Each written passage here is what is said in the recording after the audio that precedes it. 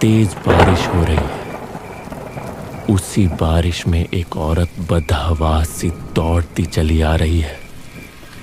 उसका चेहरा डरा हुआ है, कपड़े गीले और मिट्टी से सने हुए। वह हाँफ रही है पर रुक नहीं रही, कोई उसका पीछा कर रहा हो जैसे। एक पुराने बरगद के पेड़ के नीचे 3 दोस्त, किशन, कन्हैया और प्रीतम, टीवी पर फिल्म देख रहे हैं। अरे भाई, क्या मजेदार मूवी है, दिल खुश हो गया। हाँ हाँ, लेकिन लग रहा है किशन को कुछ ज्यादा ही मजा आ रहा है। अबे तू भूल गया, अभी तो इसकी नई नई शादी हुई है, हर चीज में मजा आने लगा है। बस करो यार, तुम दोनों भी कर लो शादी, फिर असली मजा समझ में आएगा। तीनों हंसी ठिठोली कर ही रहे होते हैं कि तभी अचानक एक औरत दौड़ती हुई उनके पास आकर गिर जाती है। तीनों घबरा जाते हैं। अरे बहन, आप ठीक हैं? आप इस तरह भाग क्यों रही थीं? क्या बताऊं भैया, जिंदगी ही कुछ ऐसी हो गई है कि अब तो बस भागना ही समझ में आता है। बहन डरिए मत, पहले आप थोड़ी देर बैठ जाइए, फिर आराम से बताइए क्या हुआ। किशन, तू इसे अपने घर ले जा, तेरे घर पर भाभी भी हैं, वहीं ये बहन ज्यादा सुरक्षित रहेगी। ठीक है भाई, बहन आइए मेरे साथ।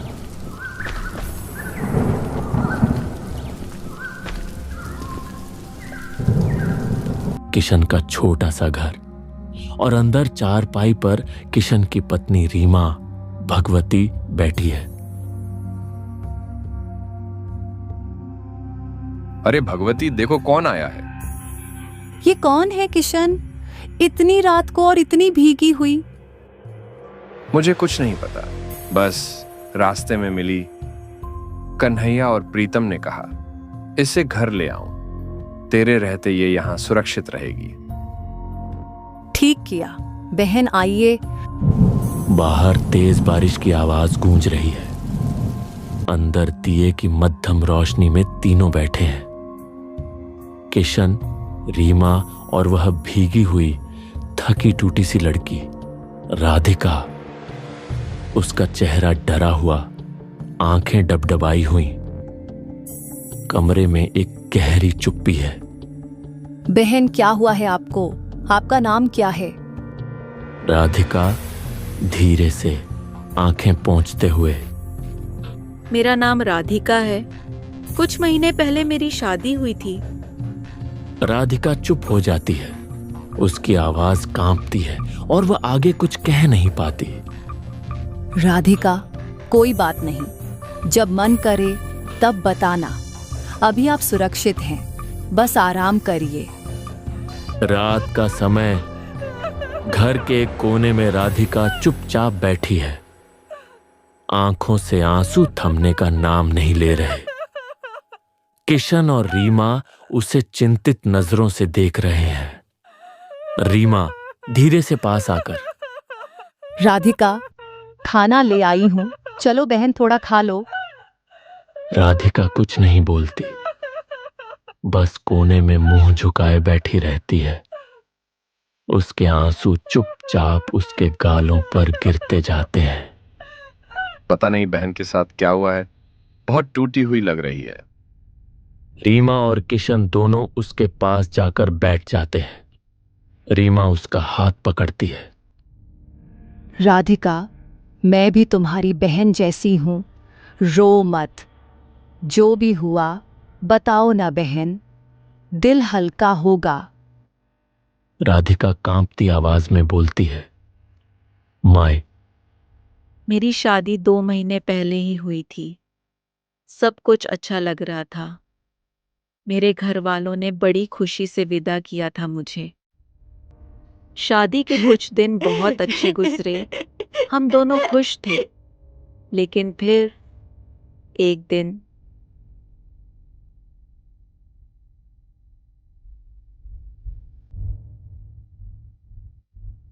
सुनिए, घर का राशन खत्म हो गया है, कुछ लाना पड़ेगा। तो मैं क्या करूं? मेरे सिर पर बैठ गई हो क्या? पर अब कुछ खाना नहीं है, कुछ तो करना होगा। मुझे खाना नहीं चाहिए, मेरी शराब ही काफी है।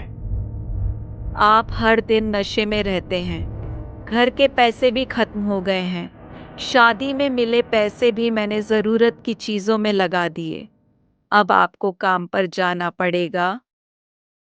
ओह, अब तू मुझे समझाएगी क्या? कहने का मतलब ये है कि मैं तेरे पैसों पर पल रहा हूं? वो गुस्से में आकर लाठी उठाता है और मुझे मारने लगता है। मैं बस चुपचाप मार खाती रही। फिर कुछ दिन ऐसे ही बीत गए। घर में खाना नहीं था। बारिश का मौसम शुरू हो गया था। चारों तरफ से पानी टपक रहा था। अरे, घर में पानी भर गया है और तू ऊपर बैठी है। चल साफ कर सब। मैं सुबह से साफ कर रही हूँ, लेकिन पानी रुक नहीं रहा। अब तो शरीर में ताकत भी नहीं रही। पूरा दिन करती क्या है जो थक जाती है? अब चल हट, मुझे सोने दे। वो चारपाई पर लेट जाता है और चैन से सोने लगता है। राधिका पूरी रात भीगते हुए पानी में बैठी रहती है। रात कैसे बीती पता ही नहीं चला, लेकिन सुबह मुझे तेज बुखार आ गया था। भूख और दर्द ने हिम्मत तोड़ दी थी।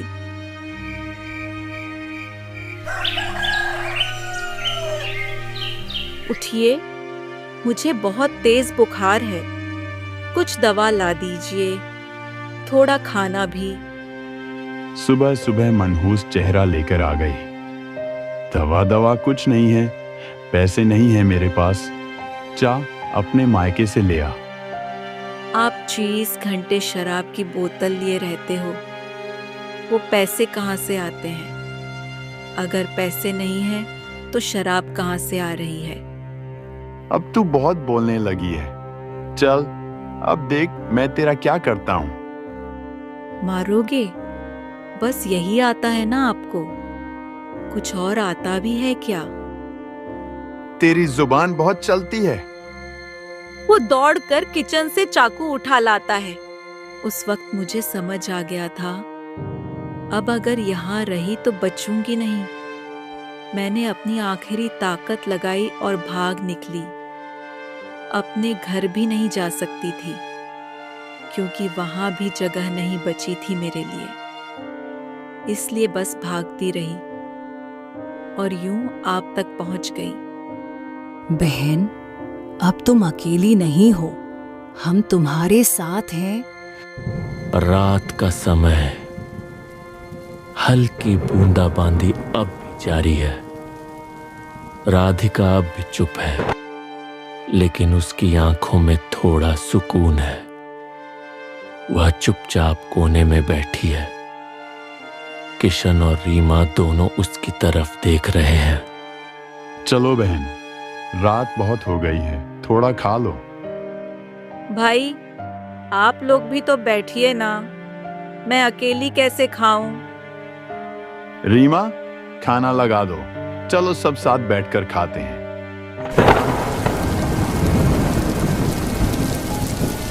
तीनों चूल्हे के पास चटाई पर बैठकर सादगी से खाना खाते हैं। हल्का सा अपनापन राधिका की आंखों में दिखने लगता है। राधिका, तुम इस कमरे में जाकर आराम से सो जाओ। अब तुम यहीं रह सकती हो, चिंता मत करो, ये घर तुम्हारा है।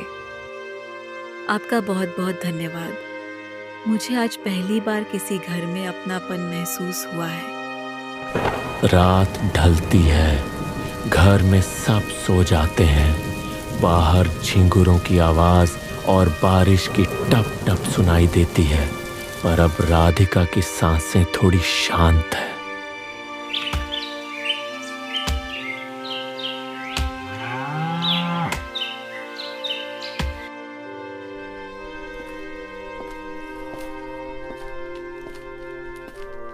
अगली सुबह किशन खेत की ओर निकलता है। तभी रास्ते में कन्हैया और प्रीतम से मुलाकात होती है। अरे किशन, रुक जरा। हाँ, बोलो ना प्रीतम। वो लड़की, कुछ पता चला उसके बारे में? हाँ भाई, वो बहुत ही दुखी हालात से भागकर आई है। पति उसे मारता था, शराबी है, और हालात ऐसे बन गए कि जान बचाने के लिए भागना पड़ा। दोनों दोस्तों के चेहरे पर गहरी गंभीरता आ जाती है। किशन, तूने बहुत अच्छा किया उसे अपने घर लाकर।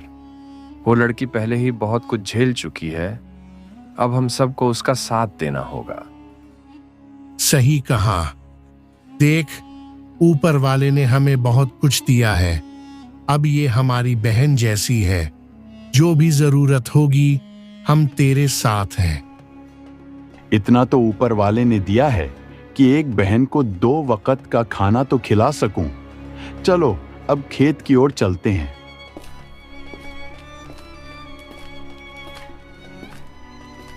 तीनों मिलकर खेत में मेहनत करने लगते हैं। दूर दूर तक हरियाली है और मौसम भी कुछ साफ हो चला है। इधर घर के अंदर रसोई में रीमा कुछ बना रही होती है। राधिका धीरे धीरे पीछे से आ जाती है। अरे राधिका, तुम यहाँ क्या कर रही हो?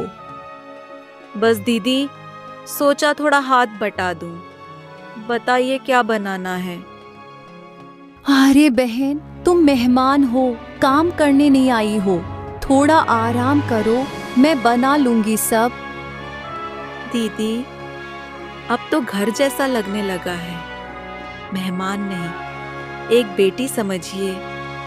दोनों मिलकर हंसी मजाक में खाना बनाना शुरू कर देती है। घर में अब रौनक नजर आती है।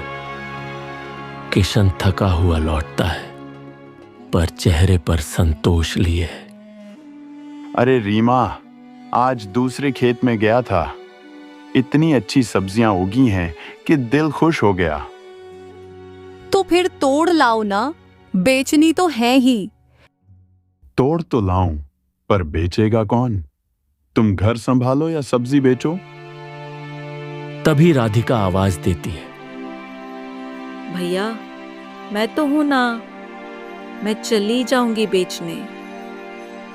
ना नहीं बहन, तुम्हें जाने की जरूरत नहीं। कोई बात नहीं भैया, मुझे दे दीजिए, मैं जाऊंगी। और मैं चाहूं तो साथ भी चल सकती हूँ। सब्जियां इकट्ठा करेंगे और कल सुबह की बसाई में बेच आएंगे। ठीक है बहन, अगर तुम्हारा मन है तो आज शाम ही सब्जियां तोड़ लेते हैं, फिर कल तुम जाकर बेच आना।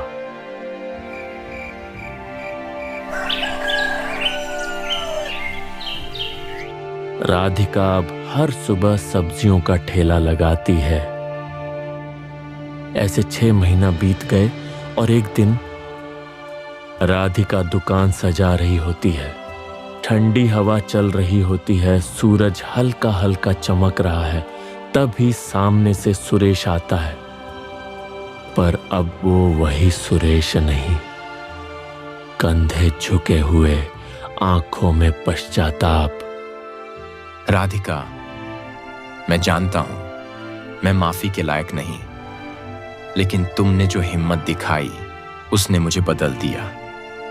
मैं अब नशे से बाहर आ चुका हूं, शहर में इलाज करवाया और अब हर दिन मेहनत करता हूं। अगर तुम चाहो तो सिर्फ इंसानियत के नाते एक मौका दो।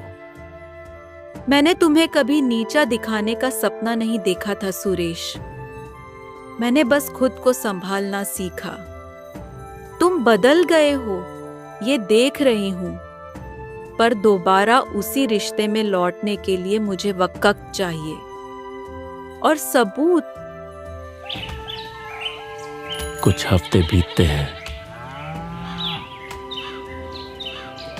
सुरेश रोज आता है, दुकान में मदद करता है, रीमा और किशन से हंसकर बात करता है। वो अब एक बदला हुआ इंसान लगता है। बिना कोई हक जताए बस मदद करता है।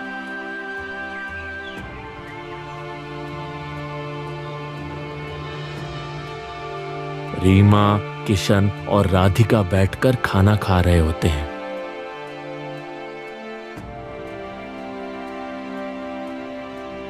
राधिका, मैं देख रही हूँ सुरेश सच में बदल गया है। वो अब तुम्हें सिर्फ चाहता नहीं, तुम्हारा सम्मान भी करता है।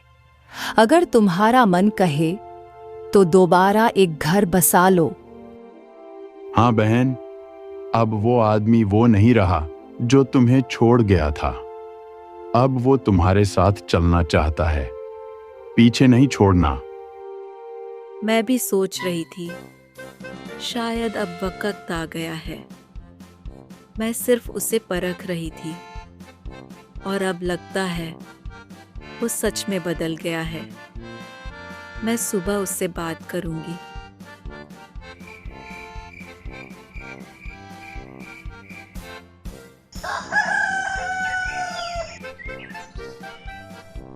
अगली सुबह राधिका दुकान सजा रही होती है, तभी सुरेश पास आता है।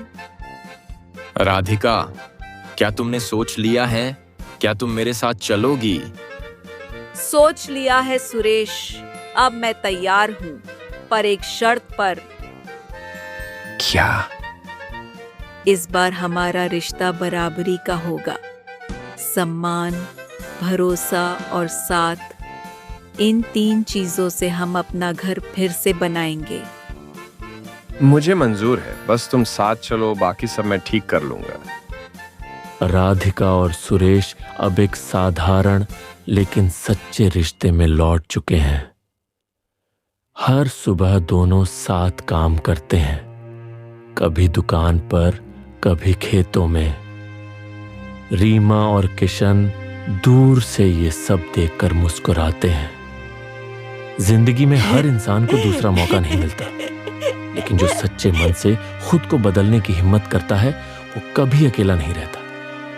राधिका ने सिर्फ खुद को नहीं बदला, उसने एक टूटे इंसान को दोबारा इंसान बनाया। अगर रिश्ते जहर बन जाएं तो छोड़ देना चाहिए, पर अगर कोई सच में बदल जाए तो माफ करना भी उतनी ही बड़ी ताकत है।